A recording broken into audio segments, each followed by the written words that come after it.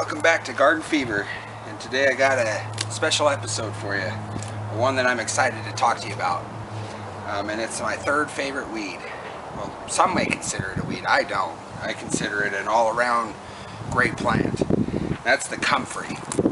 And for those of you who don't know what comfrey is, it's generally considered a weed by a lot of people. However, it has a very, very long history of uses, and I'm not talking just through food, through flavoring, through medicinal uses. It's also known as a minor plant, and we'll get into a little bit on why that is. But I wanted to talk to you, everyone, today about comfrey because I think every garden should at least have a comfrey or two, and for several reasons. One of the main reasons is it's a great minor plant. And what does that mean for those of you who are just getting into gardening? What it means is it has a long root system. It goes way deep, and what that does is it brings up nutrients that is below soils that most plants can't reach. So what ends up happening is it'll bring all the nutrients up to the leaves, and then you chop and drop it, which means you chop it and then you drop it down on your soil, and it releases those minerals and nutrients onto your topsoil so that your other plants can gain access to those. So this is a really, really good plant. There are so many uses for it, and I've personally used this plant several times. One purpose is it's been used as toilet paper. It's kind of fuzzy and soft. It's kind of like a nature's toilet paper. And I've had an experience where, don't laugh at me too hard, but one time I went out to garden and I left my keys and I locked myself out of my house, and all of a sudden I had to go to the bathroom really, really bad, and I couldn't think of what to do. Didn't know my neighbors real well. I knew one wasn't there and the other one I don't know well. I'm not going to go to the bathroom and run over there, and I honestly didn't think I was going to make it, so I was trying to think what I could do, and then I remembered the comfrey. Native Americans use it as for medicinal uses, and also through other things as making things with it. So I mean, this plant is an all-rounder. So a bit of advice though, if you do use this as toilet paper, use a couple of leaves together. Don't just use one. They do break real easy, and you don't want your hand to go through that. It's like using one square of toilet paper. It's just not enough. You got to kind of bunch it up. So that's a little tip for you. But it's been used medicinally to heal skin wounds and internal wounds too, but we'll get into that in a little bit. The coagulant type material that is within the comfrey is very, very good for encouraging cell growth, and it will heal wounds faster. And it's been used for a long time through a long history of cultures that have used this for that. And so even as a toilet paper, it can be kind of a skin relief, if you know what I mean. So, but anyway, let's talk a little bit on how to grow it. It originated in Europe and Asia, but it's spread quite a ways around the world. It's a perennial, and well, it's a hardy perennial between zones 4 and 9. However, if you mulch the roots as it backs into winter, you can it's been known to be a perennial even up to zone 2. So it's very hardy. It's a very cold hardy plant, and I use it mainly as a chop and drop. I've used it as toilet paper, and I've even tried it on my wounds, and it does very good about that. And I'll give you an example on how to do that. It is invasive though, and it can be propagated through seeds and through root splitting. So because it has such a long root, if you plant it in the ground, if you just chop it and leave the root in it, it'll most likely return. So it can be kind of hard to get rid of because it's very deep. You have to get rid of almost all of the root in order to get rid of it. I don't mind because I want to mine the nutrients deep into the soil. We have clay soil here in Utah, so getting those roots way deep to air out the clay and to kind of break it up a little bit and to mine those nutrients it's a great chop and drop. So it requires full sun to partial shade, And it actually will do better under trees. That's the thing too, is that's what makes it a great chop and drop, is if you put it under your fruit trees or under where it gets a little bit of shade, and it grows really fast. You just chop all the leaves, throw it on the ground around the tree.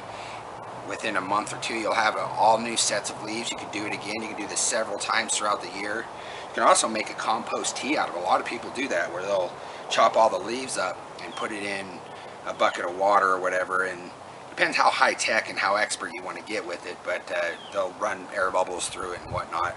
I've done that, but I usually just chop it up, mix it into a gallon bucket or 5-gallon bucket, let it sit there for a while, stir it a few times, and then I just water all my plants with it, and it does very well. It has lots of vitamins and minerals.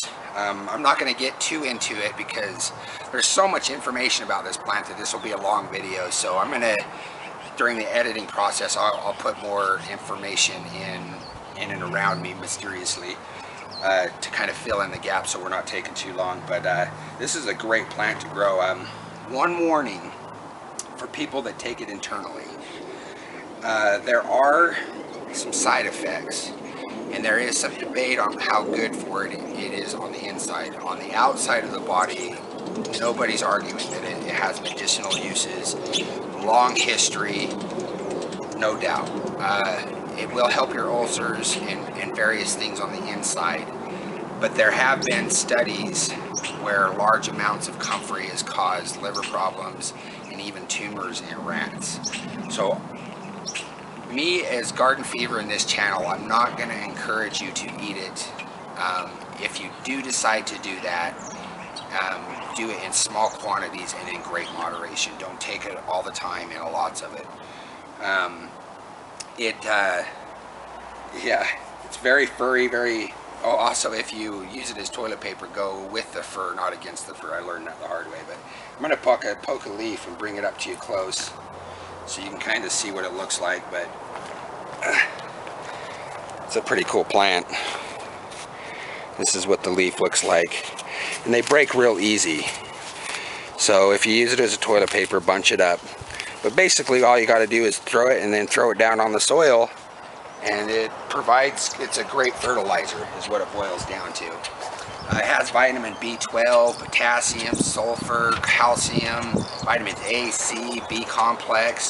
It has copper, iron, magnesium in it, even some protein. So it's a pretty good plant. It blooms a purplish flower or bluish flower, and it will spread through seeds, so you want to be careful with that. I usually chop it and drop it before it goes to flower, because I'm not trying to grow it for the aesthetics and the beauty of it. I'm just growing it mainly as a fertilizer and as a medicinal plant. I have used it on bug bites and wounds, and it does very well. And I'll break away from this video and show you kind of how to make a pulp.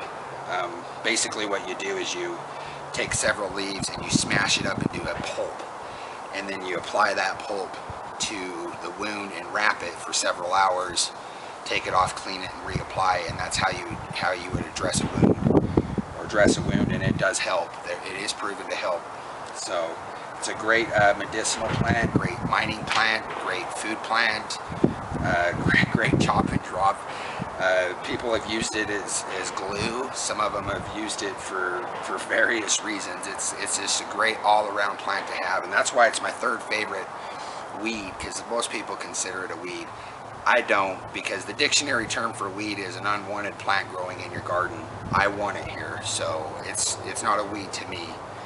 But maybe in the future I'll do top 5 weeds, my personal favorite 5 weeds, because purslane, dandelion, and this one are probably the top 3 that I encourage everybody to grow. But anyway, I'll add more information, because there's a ton of information out there on this plant. And I've never done a video for Garden Fever. There are lots of YouTube videos, but I wanted to do one for our channel, and during the editing process I'll add a lot more information. But I'll cut it for now. For those of you who are new, welcome. Please like, subscribe, share, comment, all that fun stuff. And plenty more videos to come. We'll see you then. Alright everyone, I'm back. So I just wanted to give a quick example of how to make kind of like a pulp for wounds. First of all, you want to wash off your leaf, and then you want to put them on a thing like this. And what I do is I just kind of start chopping them up, and this starts getting the enzymes, and there's a word for it. I'll put it in the editing process of what it contains that helps heal wounds. But you just kind of start breaking it up, and you mush it up till it's a pulp. And sometimes it's better to use a knife, but I didn't come super prepared, so we're going to use a spoon. But you basically start doing this. Some people will make a lot of it, like they'll take a bunch of leaves and make a huge amount, and then what they do is freeze it, so they have it on hand whenever they get a wound, or bug bite or mosquito bite or whatever, and then they can just pull it out of the freezer, break off a chunk, and apply it. So whatever you decide to do, but you basically want to just smash this up into and mush it up into a pulp. And then when you get it all prepared and ready like that, let's say that this is my wound here, imaginary. This is not nearly pulped up enough, but you basically apply it like this, and we'll keep going, and then you wrap it up, and then leave it there for a few hours, pull it off and put on a fresh bandage. And after you do that several times, it'll help speed up the healing process and help the wound. So this is basically it. You can also put it in a blender. I've seen a lot of people do it that way too, and that'll be a lot faster than just smashing it up.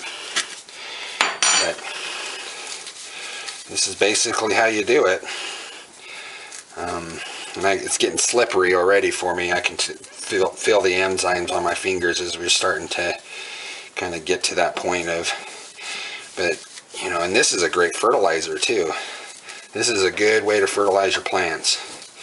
So it's an excellent chop and drop, and it grows well underneath trees and stuff, so it's a good. But anyway, that's how you basically create a pulp. I mean, I'd probably play with this for a while longer and smash it up and pulp it up before I used it, but I think you guys get the idea. But anyway, I encourage everybody to grow comfrey.